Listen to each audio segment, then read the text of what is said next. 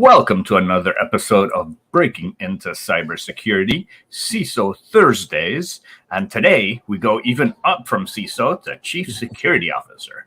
But for those of you following us on LinkedIn, follow myself, follow Malcolm. We will try to extract as much insight as we can from him during this session.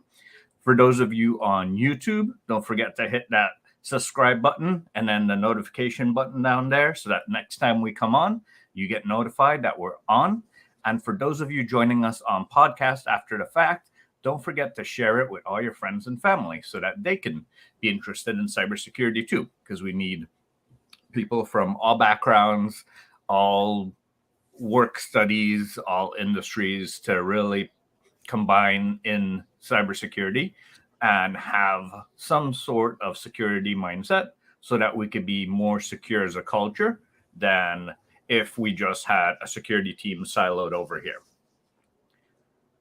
Malcolm, with that, anything you want to say to that intro and what we could do to be secure from an organization's culture? Yeah, for me, culture is the strongest form of control. And so if we have the cultural aspects, not only with the security team, which I think we do, but more broadly, the IT team, the business unit team, the entire organization, then we have a sense of purpose, a sense of mission, an alignment between the security objectives and the business objectives. If you can bind those things together, you'll have the right cultural underpinnings that allow you to make better risk decisions that, again, protect the organization, but as I like to say, protect to also enable it and protect to enable people, data, and the business. Yeah, I always think about when someone tries to reintroduce a control after the fact or to change a process after the fact, that they neglect how humans actually change and what it really takes for someone to change potentially a process that they've been doing for 2-3 years, just so that we can include our security tool part of the way. Yeah, absolutely. I think, over the years, basically because of just the way in which security has grown up, it's always been reactionary. It's always been after the fact. And that's true of what we're anchored in today, because the logs and the alerts and all that type of stuff. But it's more true from that kind of systemic systems engineering and development processes where we really haven't done the right quality capability. We haven't done the right, in essence, architectural underpinnings in many cases when we conceptualize a business process, when we conceptualize the system, to then put in place the right things that manage the data, shape the path of what the potential risks would be. And that's true of both tech companies who've sold us stuff with too many riddled vulnerabilities because they're just focused on their market objectives and time to market and cost. And it's also true of us in the IT sense, because I've seen it. I've experienced where CIOs like, I want to see your security strategy. Okay, great.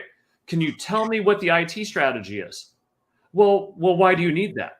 Well, okay, my security strategy and security architecture should fit into the IT strategy and the IT architecture, which should also be in the context of the business architecture and the purpose of and the mission of the organization, right? And sometimes we too often also go the other way and ask security for some things that the IT or the business hasn't even really fully understood what they want to do yet. Yeah, definitely hear you there. And I think as you shift into a cloud-like environment where you have startups, they start in the cloud.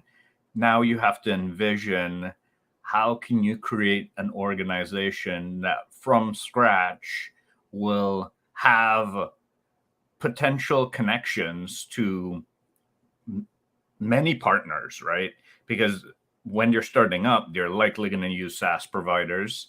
And are they going to do the due diligence on all those SaaS providers in the beginning? Or are they just going to pick what's cheap and fast and kind of get things up going so that they can gain that momentum? And then as they adapt from there, then they have to kind of pull back and re-architect sort of for their scale, for their growth.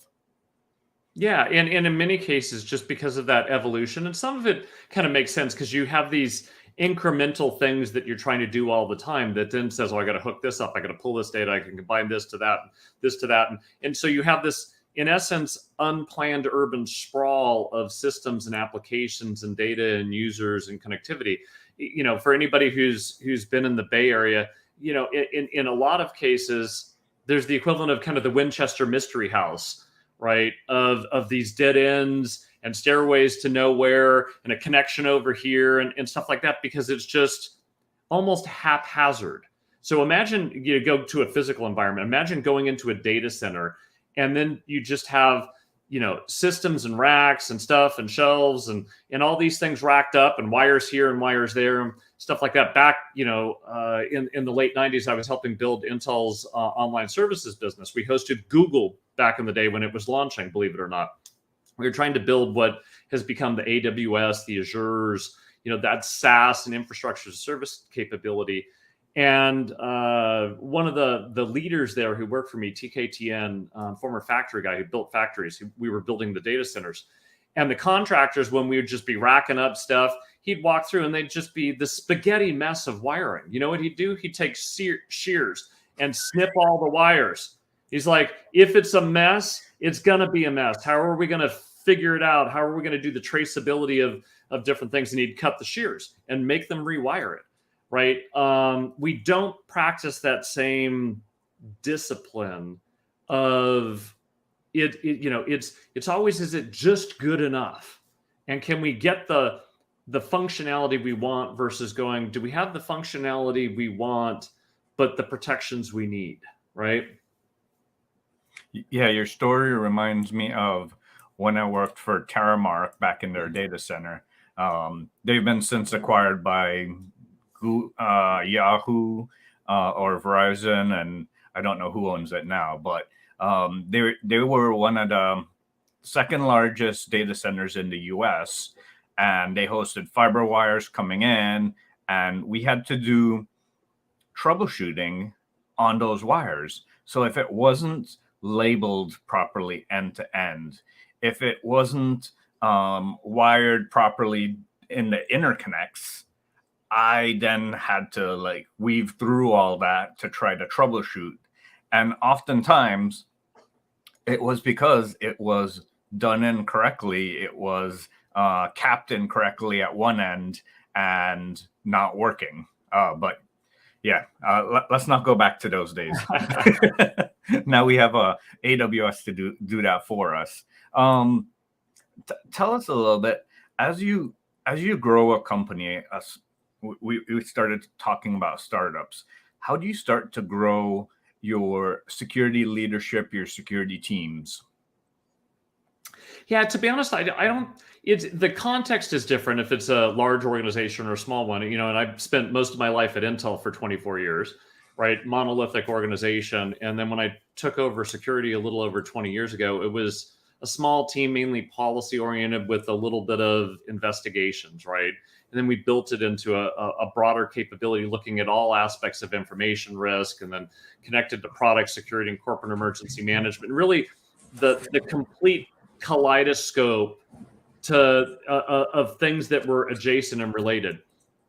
Now, being at a startup, and when I went to Silence and now at Epiphany and stuff, smaller companies, right? Silence was 150 people and I joined, and was almost 1,000 when BlackBerry bought it. You know, there was a lot of security expertise. We had a small IT team, but I was really the first, I'd say, dedicated internal security person. At Epiphany, again, we're an early stage startup. We're, 20-ish people. It's almost no different. You have to think about the purpose. What's the business objective? What's in the context of the business objective? What does security need to do?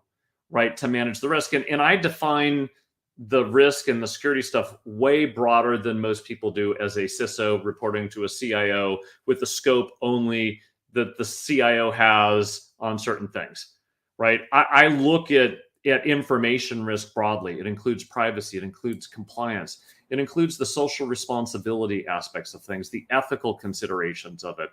And when you start doing that, which I've done in startups, just like I did in kind of evolve that picture at Intel, you start to look at things and you go, again, getting back to cultural stuff.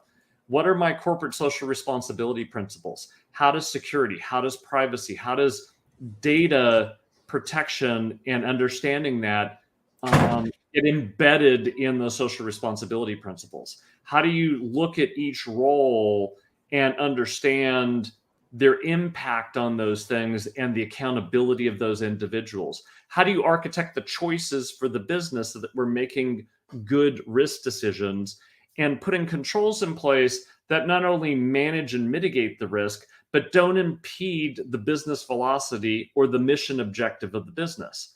It's the same thing. The scale and context is just basically the difference. Yeah, that's very interesting. And talking about like scale and context, how do you start to ensure that that great culture is there from the beginning as you scale up, so that when you implement MFA or when you implement zero trust architecture, that everyone's not like, oh no, I can't do work now. Instead, like, oh great, you're securing us so that we only have access to the things that we need, and preventing threat actors from being able to do stuff that they shouldn't be doing. Yeah. So for me, if you think of culture, it's a tone from the top, right? And I'll tell you, because I've seen this, I've talked to a lot of peers on it. I've asked this question at events where you go and you say, hey, how many during Cybersecurity Awareness Month in October, your CIO, your CTO, your CFO has, in an open forum with all employees, said information security is important and all this type of stuff? Everybody raises their hand. I said, and how often when they get back to their office, they're bitching and moaning about different things, and they basically, well, why do we need to deal with this? And why do we need to do that? I go, that's not tone from the top. That's I'm projecting this because I have to for compliance and all this feel good things, but I'm not, as the CEO, the CFO, the general counsel, going to practice and behave in the appropriate fashion, right? And encourage and make decisions understanding my responsibilities, right? You have to have both. Just don't preach it. You have to practice it. If you have those differences, what's going to end up happening? People pay more attention to what people do versus what they say. And if you can go ignore all that crap, then that means I can, which means the next person can. That is really the tone from the top. And that is the real culture that needs to be created. You have to walk the talk and do those things. And that also means not over controlling things. When you have a breach, don't overreact and lock everything down and screw up the business. Because guess what? A lot of people have done that, right? Because they think that's good security. That's not good security. That's screwing up your business, right? And in some cases, less control is more control. So you have to think about all those different things, which is why the sociology, the psychology, the business objectives, and the need to protect data and systems, it's a multivariate equation. We got to figure out how to optimize all of that, again, in the context of what the business is trying to achieve. Yeah, absolutely. Let's say hi to some of our guests that are chiming in. We have Professor Roger White. Good afternoon. We have Scott Jester from YouTube. Good afternoon. And then earlier you spoke about preparing for the worst, like a business continuity plan. Then we have Nilo saying, hi, everyone. If you guys have questions, feel free to send them in, and we'll have Malcolm answer them for you. And then hi to Leslie as well. Let's continue along the path. So we've started to implement the program, the structure. How do we build up the team? What do you look for in a small team and how can we grow that? Yeah. So first, for me, I always try and hire for 3 characteristics: people that are hungry, humble, and smart. They're that. They might not have the pedigree, they might not have the skill set, but guess what? If they're hungry, humble, and smart, they'll figure it out. I learned a long time ago that hard work beats talent that doesn't work so hard. I don't have a pedigree. I'm not a technologist. I tripped my way into security. And luckily, I had a bunch of the folks in the security team that worked for me at Intel for a long time that taught me aspects about things. But I haven't been fingers on keyboard. I haven't written code since the 80s in Fortran. But I always have to learn. And if you're not a learner, you're going to be irrelevant at some point. One of the comments was, how do you define smart?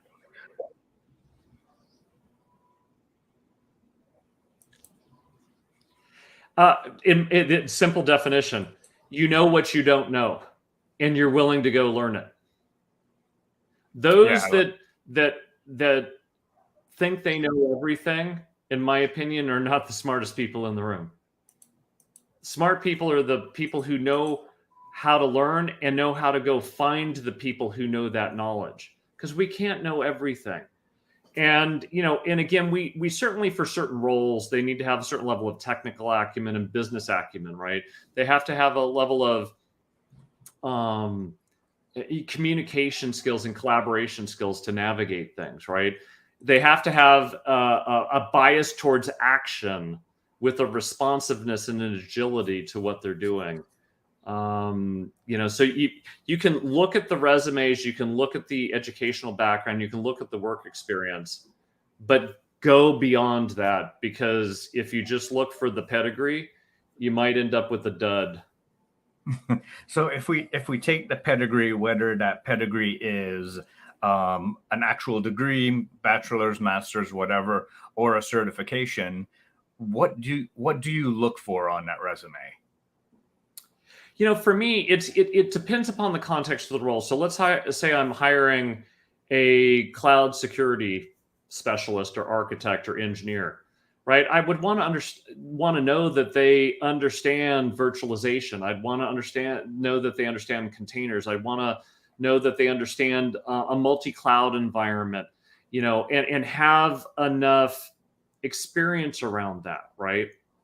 Now, if I'm hiring an entry-level SOC analyst, well, a generic technical background and maybe time spent in a help desk troubleshooting multiple things on the fly with volume would be a great skill. But if I need a SOC analyst that is supporting the manufacturing environment, somebody who has a little bit of manufacturing background and understands, again, the context of what those alerts and what that triage would look like for a manufacturing environment versus just a general office environment for laptops and PCs, right?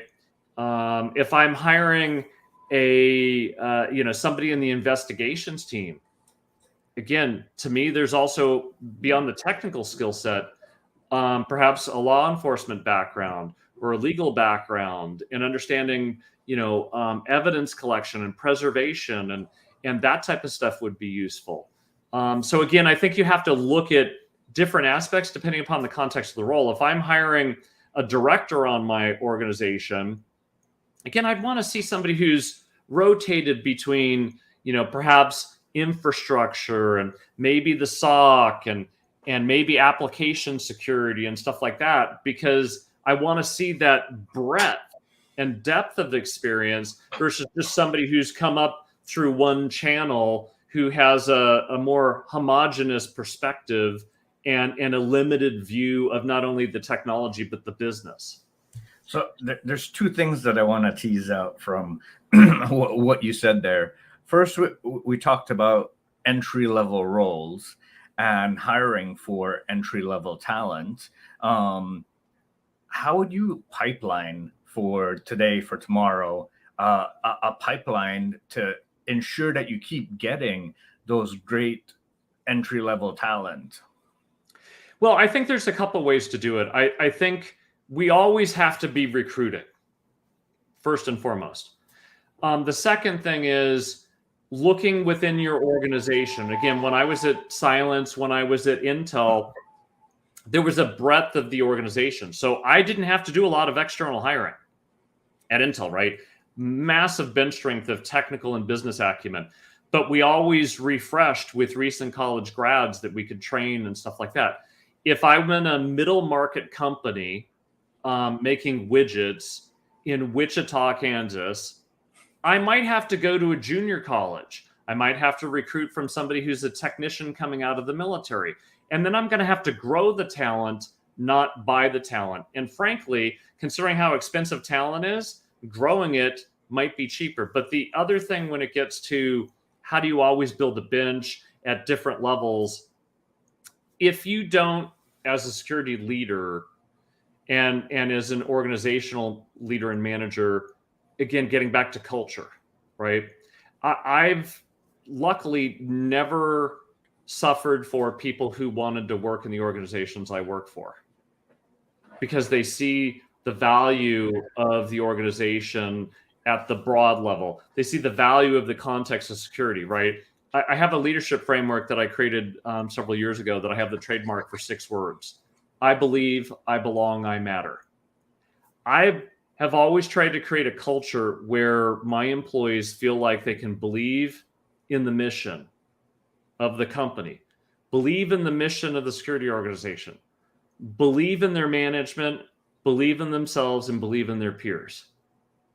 Then they have to feel like they belong because you create a culture that the organization, frankly, gives a crap about you as an individual. And at the end of the day, if the work you do and the work the broader organization does matters, you've got a stickiness. People are in their career stuff. There's purpose, passion. There's impact that they can see. And I think when leaders and managers cultivate a culture where an employee can, on an occasional or routine basis, say, I believe, I belong, I matter, you're always cultivating, you're always recruiting, and people always want to work for you. Wow. I want to work for you now. The other thing that you touched on is you mentioned that you like to see people that rotate. So would you say that in general, you look for generalists versus specialists, or for a leadership role, or does that differ? Is that like a more broader approach that you use? It's a broader approach. Take medicine, right? We've got general practitioners, we've got orthopedic surgeons, we've got foot doctors, we've got thoracic surgeons, we've got heart specialists. So in some cases, you're going to need a specialist who understands one particular thing and understands it well. But guess what? That's all they can do, right? So unless they have breadth and depth, then they're going to be only fit for purpose for that one thing. And guess what risk is? It's one, temporal, it's changing. 2, there's a diverse set of knock-on effects, right? And so you need a mixture of both, but I prefer when I have a specialist that they are much more of an individual contributor, or they're managing a small team for that particular specialty practice. But if they want to be a more senior person, or a CISO, or a CSO, or a chief trust officer, or even a chief privacy officer, some people would say privacy is a specialty. It is. But even the chief privacy officer, because I've been one, needs breadth and depth of understanding, right? To put that stuff into context, and then to create the right environment that respects privacy, but also enables the business, and in the same time is working well with the security team and the other risk functions, so that you're not at odds with each other, which sometimes can happen, particularly between security and privacy, right? Yeah, definitely. I was reading a book recently from David Epstein called Range, and I really believe in that concept. I grew up that concept. I didn't know I was living a range concept, but I never liked to specialize in one area. I like to learn about cloud. I like to learn about storage. I like to learn about infrastructure, a little bit of everything. And then I can have a conversation with everyone about everything, but I'm not the one that's keeping everything up. Yeah, I mean, you go back, when I started Intel 30 plus years ago, if you were a specialist in mainframes, well, that's pretty niche these days. Context has changed, but if you said, hey, I'm just going to be a specialist in IBM mainframes, okay, great. Okay, go back early 90s. I'm going to be a specialist in SAP Basis and ABAP. Okay, great. SAP still big, stuff like that, but look at the broader context of where ERP platforms have evolved and what's there now, right? So if you on the one hand, specialization is good. On the other hand, it can also pigeonhole you and reduce the organizational agility and your individual career agility to do other things. Yeah, definitely agree with that.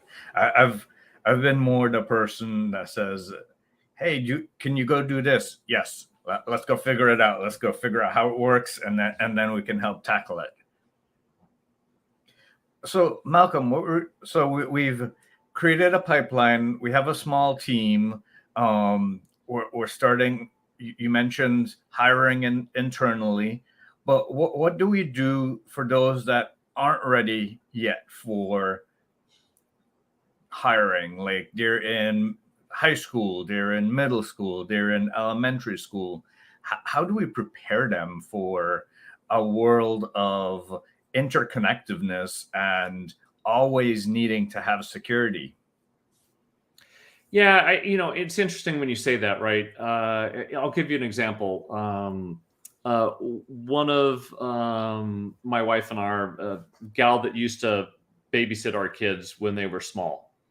She's now pushing 40, maybe late 30s, can't remember. But a few years ago, she had a 2-year-old daughter.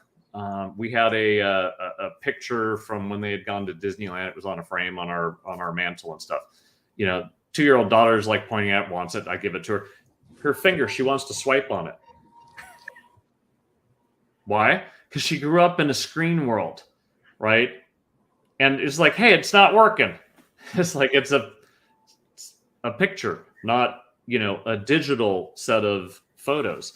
So on the one hand, you remember the whole thing, digital natives, cloud natives, and stuff like that. There is an acumen difference that people are growing up with, which positions them to not have it be so foreign. On the other hand, depending upon that experience and how well they've been taught from the time they were elementary school, middle school, high school, the equivalent of don't talk to strangers, and the equivalent of data protection and all that context, again, they might just be blasé about it and go, nothing's really hurt me, so therefore I don't need to worry about it. The IT providers, my device providers, all these people that are giving me all these free things are protecting me. Instead of the reality is I'm the product and they're just trying to use me, right? In some cases. So, but I think we can do a better job as a society adding basic principles into elementary school, middle school, and high school around cybersecurity safety and the integrity. And then I think for people who have a technical acumen, and we've got, the coding and computer science classes, even in some of those earlier days, embedding in there, information and technology and digital ethics courses. Get them to understand what's right and wrong about it. When they're coding, just don't reward them for getting the functionality they've done. Grade them as well for the security and privacy of things. But that also falls true in the organizational context that we're in today. I mean, I've experienced this in tech companies, right? You could become, the technical god, a fellow, a principal engineer, because you had patentable technology that sold product, that had functionality, that created revenue. but it had a whole mess of vulnerabilities in it. My view is you should never be given the principal engineer title to say you're a preeminent engineer unless you can demonstrate you're within building codes, so to speak, that really limit the potential security and privacy implications of the technology you created. But so you went down an interesting path with regards to that, and it brings me back to, I took my son to a coding camp, and for him to try out if he liked it. 1 second. And during their example of the creating the game, creating the functionality, they didn't even talk about, okay, we should verify our inputs. We should make sure that we don't add anything. And while it was geared at a 7-year-old, you should say like why you're doing something, and not just, okay, put this in this bracket here so that we can stop the ball from going left to right. You should explain the security concept. Hey, we're limiting the functionality as well. We're making sure it can't go past left and it can't go past right. And that also protects it from not going too far, not your bridge going off the screen or something like that, and show it into a safety or security type concept, which they understand at that age. Yeah, it's no different. Take a physical example, right? If somebody was designing a building, a bridge, a house, right?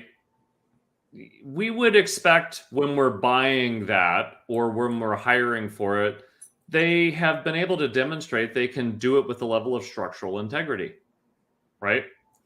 Versus the shantytown approach, which means, yeah, I can get a tarp, I can cobble all this stuff together. Yeah, it's still a dwelling. And yeah, maybe I can get cable and internet and stuff like that, but it's a fire hazard. It's a flood hazard. I mean, we on the physical world, we don't like looking at that stuff and we can see the difference. But on the logical world, we turn a blind eye to it. But in many cases, we have created the shantytown that's on a hillside that with just a little bit of rain washes away, right?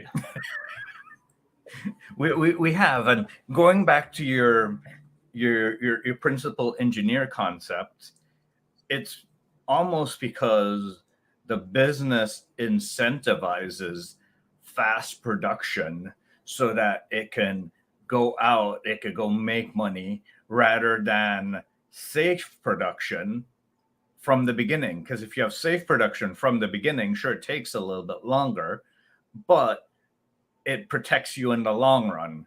And I've been able to communicate, hey, if you fix the bugs now, it costs you, say, $100. But if you let the bugs go to production and a threat actor exploits it, now it costs you $20 million. Which one do you want to do? Totally agree with you. Now, the problem that we've got, though, and again, I talk about this and I've written about it in my books and stuff. Controls create friction. They slow down people, data, business processes, chew up unnecessary compute cycles, right? Now, friction is not an immutable thing like gravity. We have the ability to adjust the friction. Now, on the security side of the world, the compliance side of the world, the audit side of the world, guess what? We're also not measured on the friction we're creating against the developers, against the business velocity, against the mission of the business. The security teams and the compliance teams and the people who are imposing controls need to also be held accountable to designing for a certain friction coefficient that does not add unnecessary cost to the business, but can be seen in relation to those things. And instead, what we do is we put, the equivalent of the railroad crossing guards or bollards or stuff like that. Or we do the stupid thing and we just put up a yield or stop sign that everybody blows through until they collide with somebody, right? Yes. And it's interesting, right? I'm an economist by background. And if you look at transportation economics, and I used to study that years ago and do some things around it, the most effective and efficient traffic control mechanism is a roundabout. It's more economically efficient because things are moving. When there is a collision, because you can't eliminate risk, the damage to the car, the damage to people, and stuff is less. Why? Because traffic continues to flow. And I always, even at Intel, I have this roundabout principle. I'm like, we got to create roundabouts, because when people go into the roundabout, they become risk aware. They slow down. They think. They're tuned into what's going on around them, right?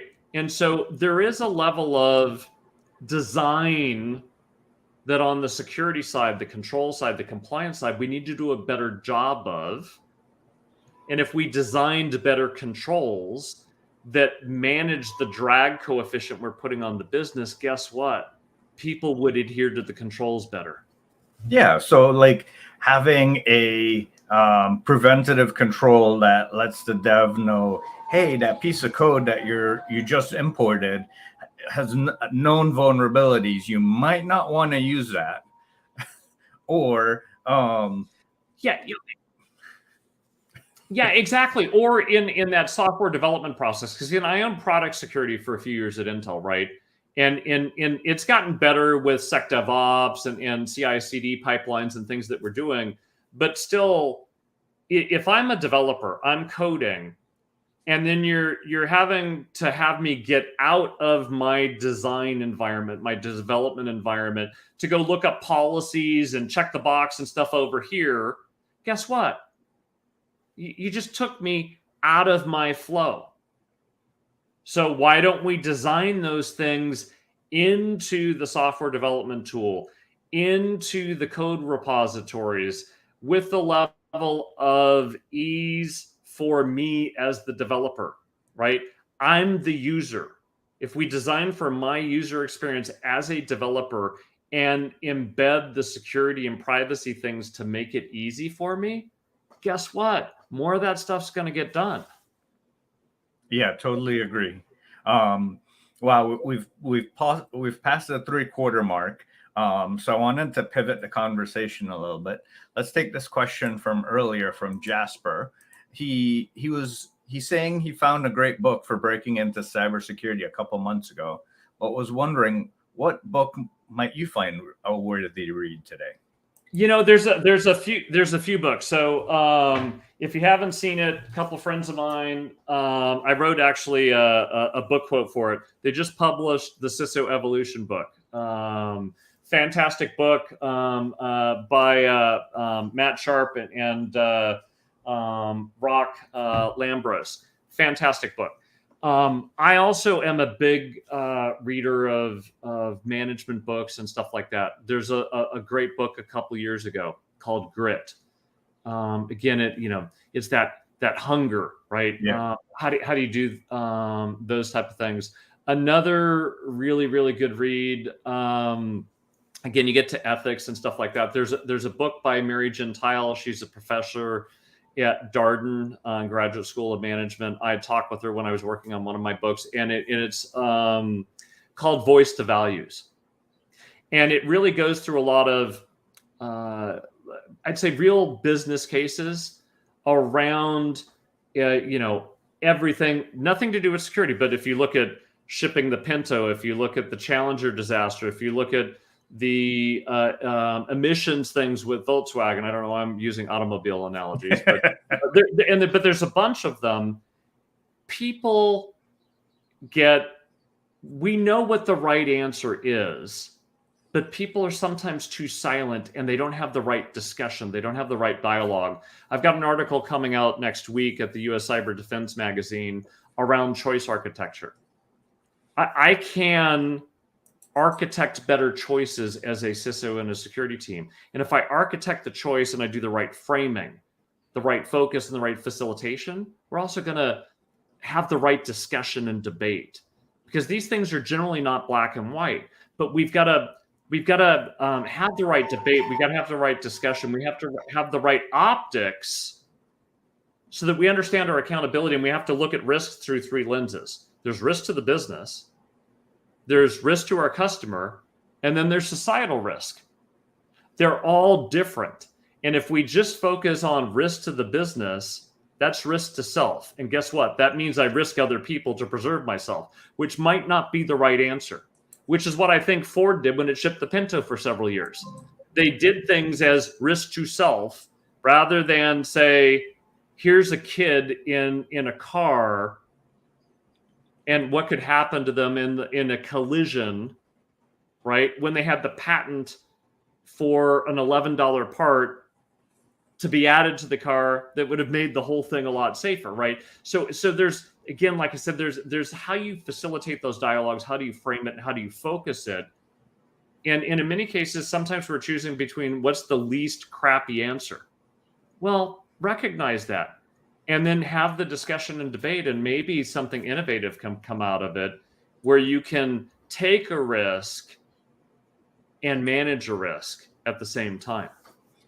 I think that third risk lens that you mentioned, the societal risk, is often the one least considered today by many companies, because it's the one that, well, if something happens, we're out anyway. So why, we're going to be out of business. So why care?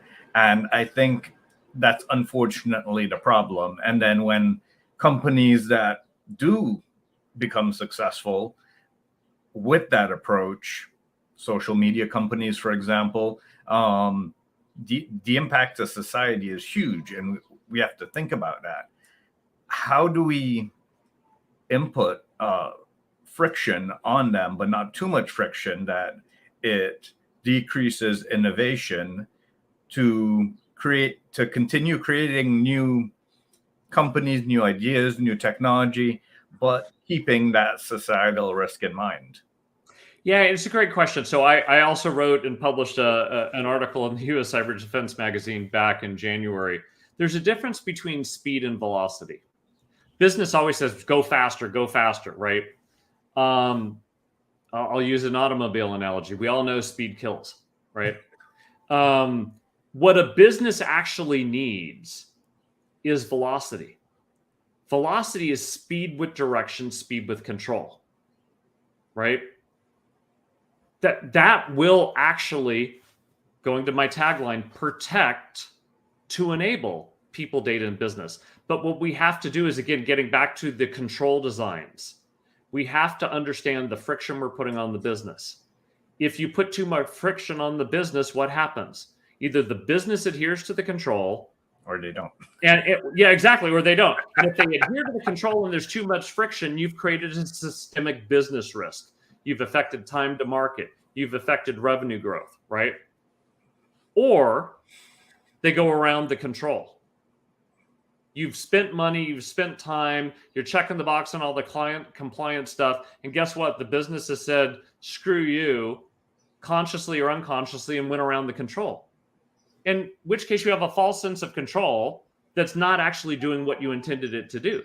So that's where that friction component is a design issue that we as the security community need to address. And if we spent more time focusing on control design and the efficiency and effectiveness of control for the business objective, we'd probably be in a better state than we are today. I'd agree with you there. And I think having that holistic approach to security, a lot of people don't consider. A lot of people focus security on the technology and the information, but they forget about the society, the privacy, the regulations. And it's always someone else after the fact that comes in and tacks those on. And that's the problem. It's not built in from the start. Yeah, and it's easy for us in many cases to say, well, this is the typical policy. or this is the standard, or this is a compliance objective, stuff like that, and go, but I'm only measured on my job, right? Well, the business is only measured on their job.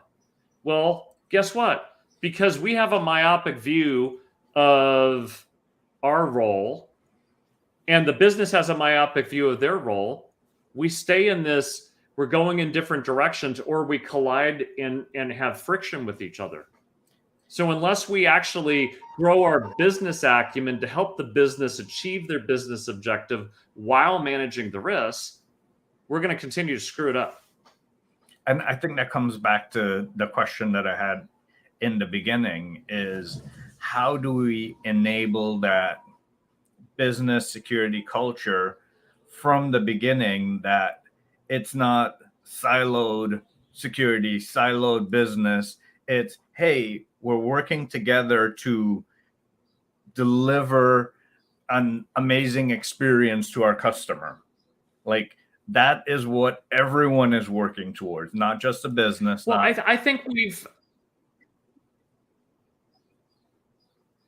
I think, over the past couple decades, I've been on the security side of things. I think we've made tremendous progress, but we still have a long way to go. In terms of our business acumen, understanding how a business or an organization makes money or achieves its mission.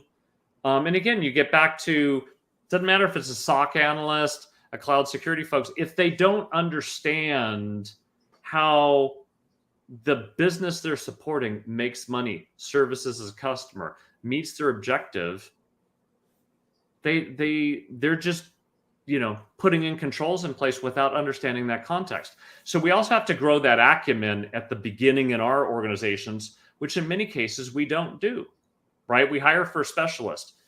Your job is to make sure code is clean. Well, yeah. But if they don't know what the functionality of the code is and what the mission objective is, they might be over controlling in some cases for something that's irrelevant. We do that all the time, right?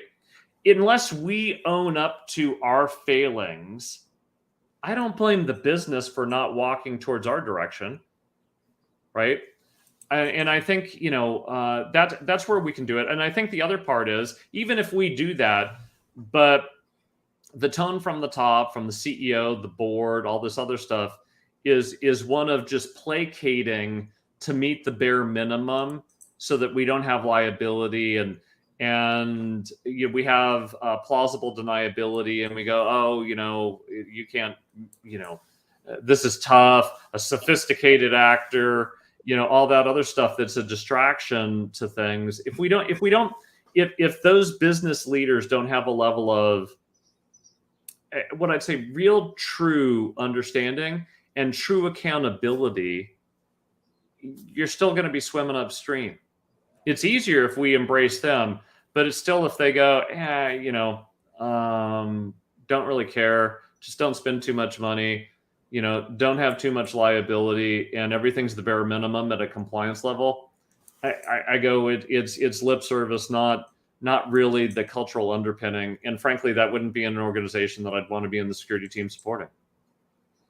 Wow. I love the ethics that you stand behind, that you wouldn't want to work for a company like that. And I think we all have to have that, is where do we draw the line in the sand? So we've talked a lot about growing teams, growing companies.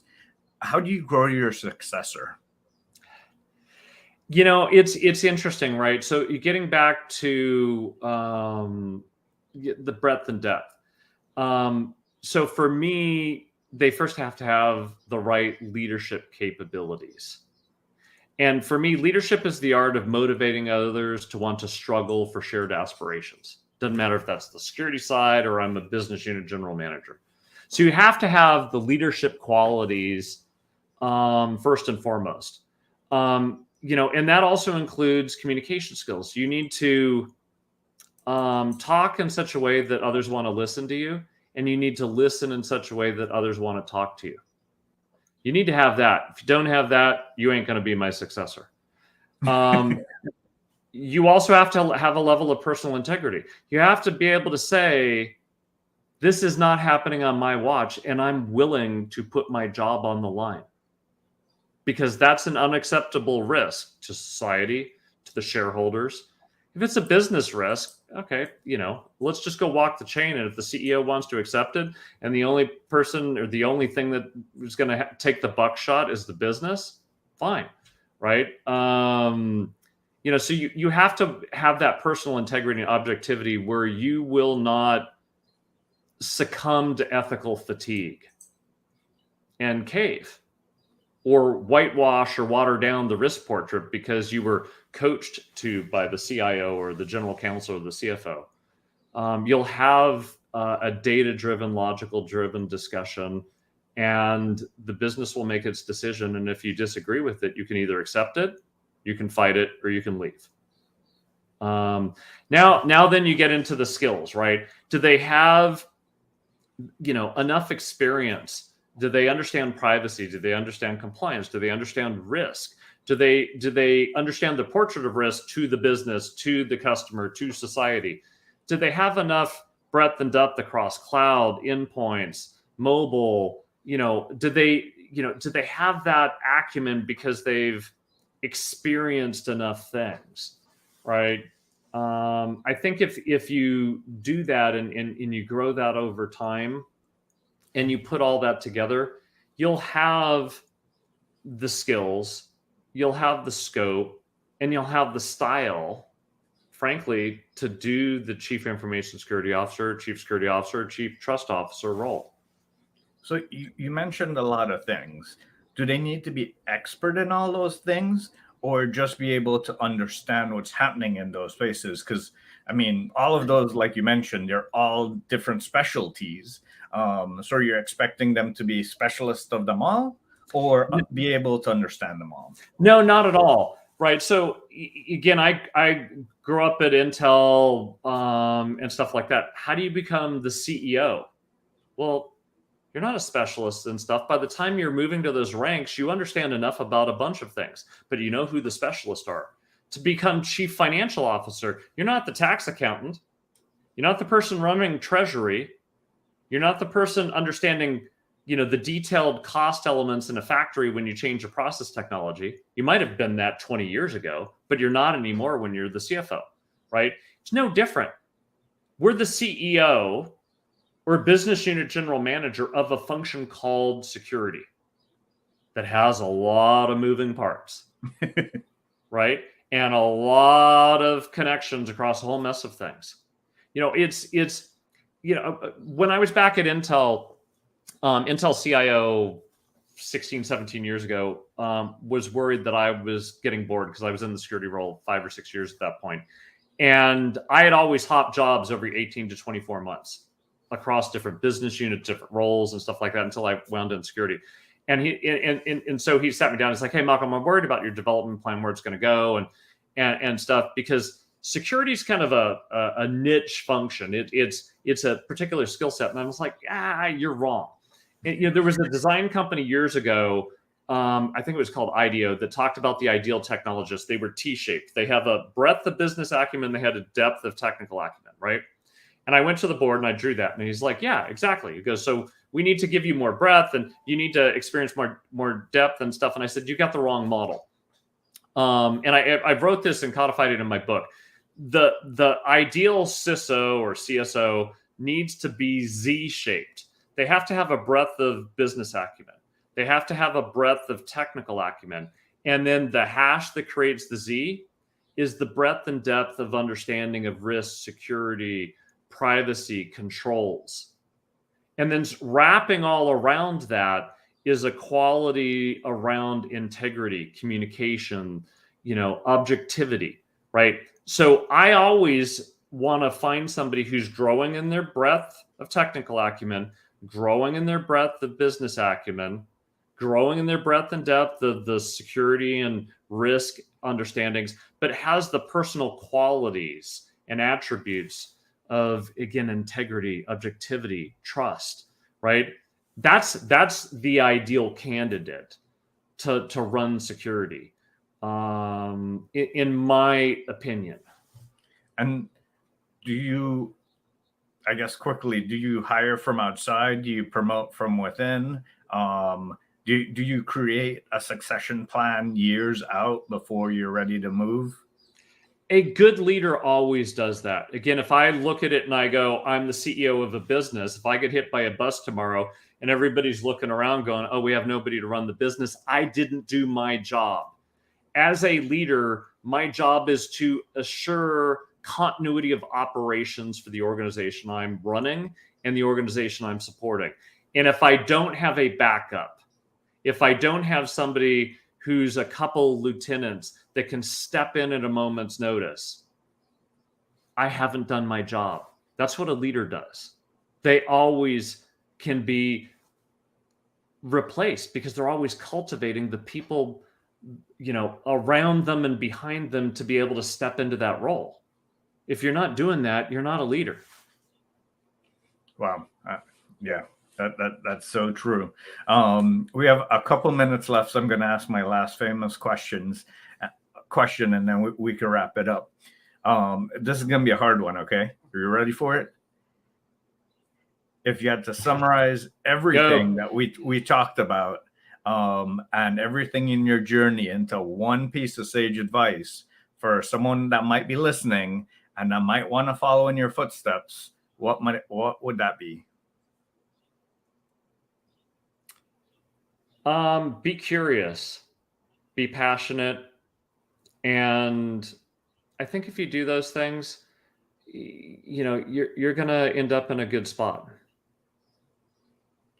Be curious, be passionate. I love that. I was waiting for the be humble part at the end to go. Yeah, that's probably that's definitely the adder that I forgot. But yeah, it's if you have the right, again, it's that personal quality. But you're right. It's be passionate, be curious, be humble. If you do those things, you'll end up in a good spot and you'll bring others along. Yeah, absolutely. We're going to take one last question when we wrapped up. In your three-legged stool of business, does societal risk include environmental risk?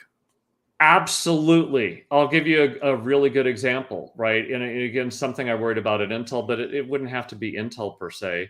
Again, factories, small chemical plant, right? We've got gases, chemicals, stuff like that.